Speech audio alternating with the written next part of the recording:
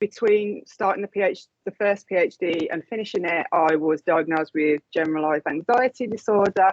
I feel that's quite important to mention, just because as a student, I went through a lot of my own struggles, but also whilst I was a PhD student, I worked alongside students. I was demonstrating and chatting with them, and it seemed really clear that there is an issue and a problem with student mental health. So I got interested in that area and started reading a bit more, and I found a few shocking sort of facts that up to 78% of university students will experience difficulties with their mental health at some point during the academic year. This can be down to a number of things like financial stressors, social aspects, having to make friends and form new networks, and also the academic pressures that they are put under. Another fact is that over a third of students believe that their mental health has worsened as they started their degree programme. So all of this sort of got me more interested to do something that could help in this area. Although students are higher than non-students and they're more likely to develop mental health issues, they're amongst the least likely group to seek help for their issues when compared to the general population. And this can have negative impacts on multiple aspects, such as their academic achievements, social relationships with others, but also their physical health. And if left unaddressed, it can lead to negative behaviours such as self-harm, substance misuse, and can cause them to drop out of university. So it's really important that students get help when they need it. Seeking help as a student can take many forms. It could involve information seeking, seeking support from others, or learning about what types of professional support are out there. In this work, we consider help seeking by this model, which was developed by Rickwood as a 4-step model. So awareness, expression, availability, and willingness. So awareness is the individual aware that they have an issue, do they know what the symptoms are, what to look out for? Expression, are they able to express how they feel? Availability, do they know the help that's available to them? And is it easily accessible to them at the time when they need it? And then willingness, are they willing to disclose what they're experiencing to their selected help source? But whilst going through this process, students may encounter a number of barriers, and literature is extensive on this, and there's a few here, but there are a lot more. So barriers can include normative beliefs, and this belief that being a student, stress is the norm and it's to be expected. There's also negative attitudes towards seeking help for mental health. They won't help.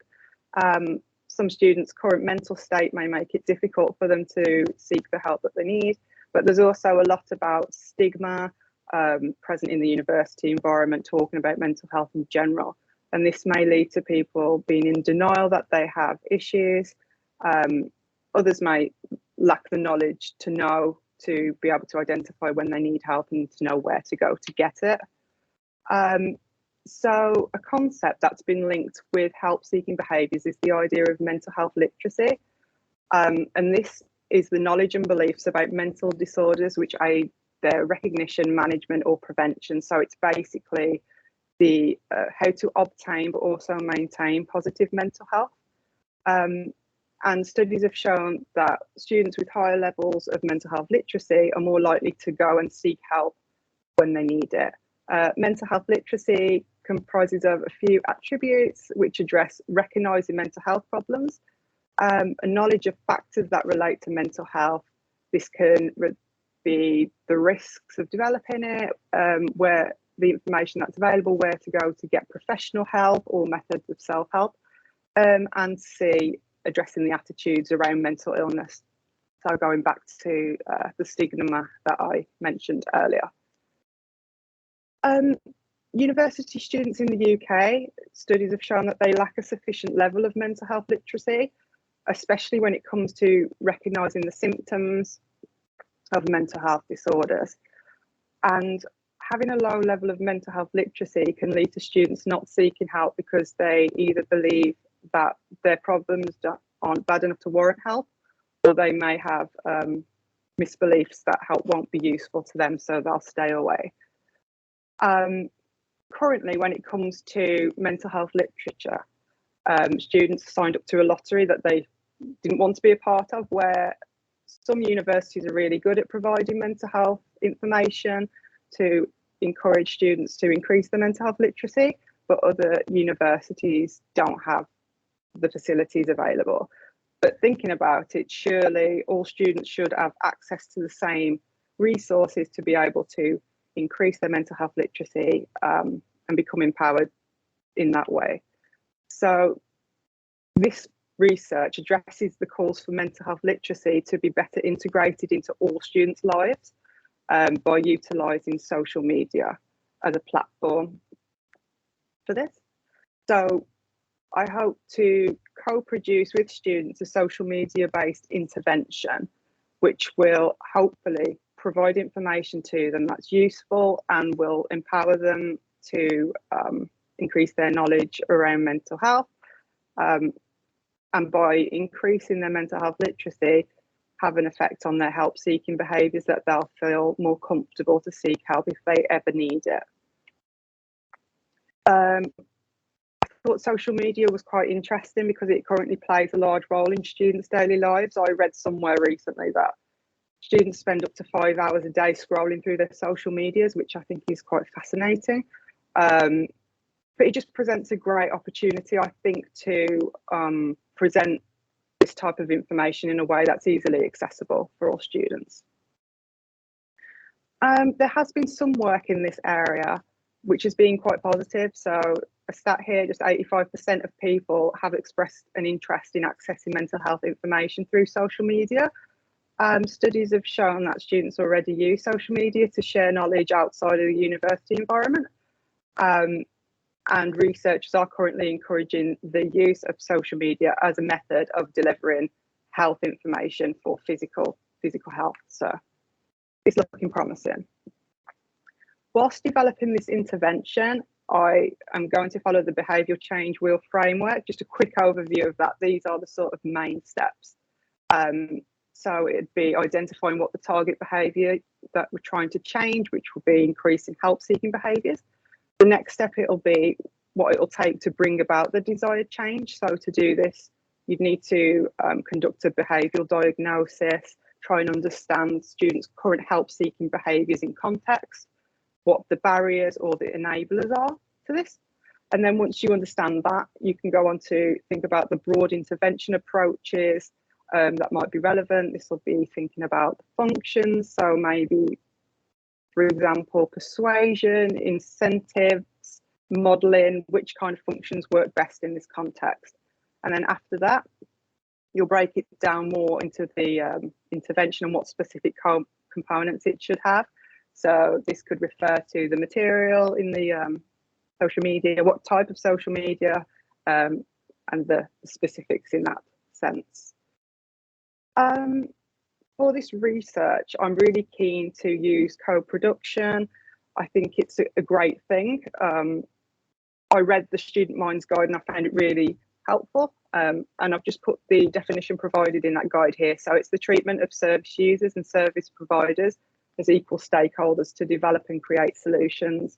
So by talking with students and involving them in the process of developing the intervention, they can bring something to the table. They have valuable lived experience and knowledge that, you know, as a PhD researcher, I may not have. It's been a few years since I've been an undergrad, so.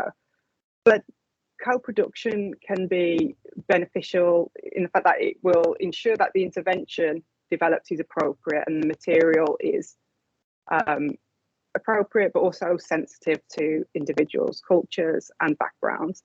But I like the idea that it has benefits for the students as well. So by getting students actively talking about mental health, they can build these communities and try and challenge that stigma that currently exists in universities, but it also gives them the chance to work on their communication skills, to express how they're feeling in a safe environment, and also increases their mental health knowledge. So some of you may have seen this in the guide as well. I'm not going to go over all of it, but there's different levels of student engagement, going from consultation to full co-production, where that's a collaboration between the institution and students with joint decision making. I reflected upon this, and in my PhD work, I think that students will be used in a sort of consultation role. So there'll be opportunities for them to provide opinions, perspectives, and give feedback at main points during the development of my research and the intervention. So my plans for the co-production elements, I'm currently thinking of 3 things. So there's a survey which I launched today, and that is running till July.